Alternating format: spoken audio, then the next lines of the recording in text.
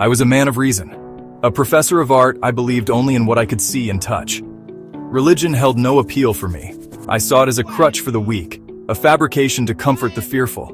My atheism was absolute, unshakable. I was confident that death was the end, a finality I accepted without question. I lived a life devoted to my work and my family.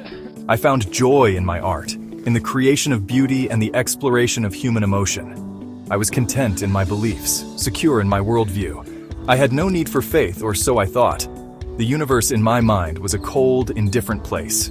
There was no higher power, no divine plan. Then came Paris. Howard Storm's life was about to change in ways he could never have imagined. The pain began suddenly, a searing agony in my abdomen. It doubled me over, stealing my breath. My world shrunk to the size of my pain. I collapsed in the street, my cries lost in the city's din. Help! Somebody please help him! His wife, frantic, called for help, but the damage was too severe, too swift. His intestines had ruptured, his body racked with infection. He was rushed to a hospital, his life slipping away. Doctors worked frantically, their faces grim. He underwent emergency surgery, a desperate attempt to save him. But he was fading fast. His body, once strong and vibrant, was failing him. He could feel himself slipping away, pulled towards an abyss he couldn't comprehend. The world around him blurred, the sounds of the hospital fading into a distant hum. I was aware of my wife's terrified face, her hand clutching mine, but I couldn't reach her. A coldness spread through me, a chilling numbness that defied the fever raging within. I was dying, and for the first time in my life, I felt fear. Then, everything went black. I awoke to darkness, not the peaceful darkness of sleep, but a suffocating, endless void. I was alone, utterly alone, in a silence so profound it was deafening. I called out, but my voice was swallowed by the emptiness. Panic welled up inside me, choking me. Where was I? What had happened to me? Then he heard them. Whispers at first, faint and indistinct. They grew louder, more insistent, swirling around him like a malevolent wind. They taunted him, mocked his pain and fear. You are nothing, your life has been meaningless. Their voices were filled with a chilling malice, a hatred so pure it made him tremble. He tried to ignore them, to block them out, but their words pierced him, cutting him to his core. They were inside his head, whispering his deepest fears, his most private shames. He felt himself shrinking, his sense of self dissolving into the darkness. I had always believed that death was the end. Now I realized with a terrifying certainty it was only the beginning. The darkness began to take on a shape. He could sense a vast expanse opening beneath him, an abyss of unimaginable depth. The whispers became screams, urging him forward, pulling him down. I tried to resist, to claw my way back to the nothingness, but it was no use. I was falling, tumbling headlong into the abyss. Terror, raw and primal, surged through me. I had never felt such fear, such utter despair. The whispers were upon him now, tearing at him, ripping away his sanity. He was lost, condemned to this endless nightmare. I landed hard, my body slamming against a cold, unforgiving surface. I lay there, gasping for breath, my mind reeling. As my eyes adjusted to the dim light, I realized with horror where I was. It was a desolate wasteland, a landscape of jagged rocks and swirling dust. The air was thick with the stench of decay and the sound of distant screams. I was in hell. He scrambled to his feet, his heart pounding in his chest. He had to get out of this place, escape the torment that surrounded him. But there was nowhere to go, no escape from the horrors that awaited him. He was trapped, condemned to an eternity of suffering.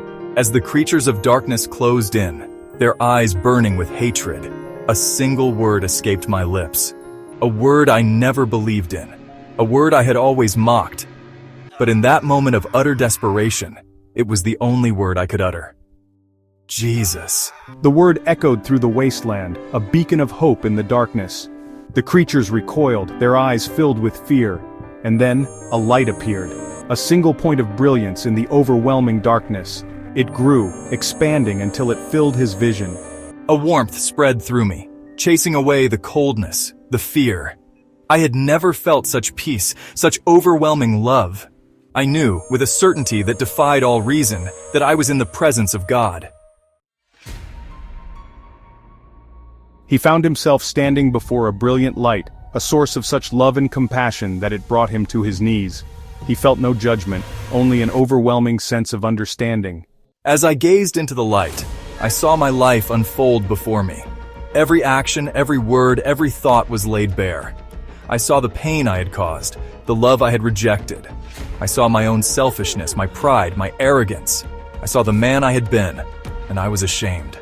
I had wasted my life chasing empty pursuits, ignoring the needs of others. I had been so focused on myself that I had failed to see the suffering around me. The light did not condemn him, it simply showed him the truth of his life, the consequences of his choices. He saw that every act of kindness, every moment of love, had added to the light, and every act of selfishness, every moment of hate, had diminished it. I understood then that I had a choice to make. I could continue down the path I had chosen, a path that led only to darkness and despair. Or I could choose a different path, a path of love and compassion. He knew he had to return. He had to make amends for the life he had lived. He had to share his story, to tell others about the love he had found. But the thought of leaving the light, of returning to the pain and suffering of his earthly existence, filled him with dread. I argued with the light, begged to stay. But I knew deep down that my work was not yet done. I had been given a second chance, a chance to redeem myself, to live a life worthy of the love that had been shown to me. And so I returned. The pain was still there, the memories still vivid. But I was no longer the same man. I had looked into the abyss and found something beyond my wildest imaginings. I had found faith, hope, and an unshakable belief in the power of love. He embraced his second chance with a fervor he had never known. He dedicated his life to sharing his story, to spreading the message of hope and redemption that had been revealed to him. He became a pastor, a counselor, a beacon of light to those lost in the darkness. Howard Storm's journey from atheism to belief is a testament to the transformative power of near-death experiences. It is a story of hope, of redemption, and of the enduring strength of the human spirit. It reminds us that even in our darkest hour, love can find us, forgive us, and guide us towards the light.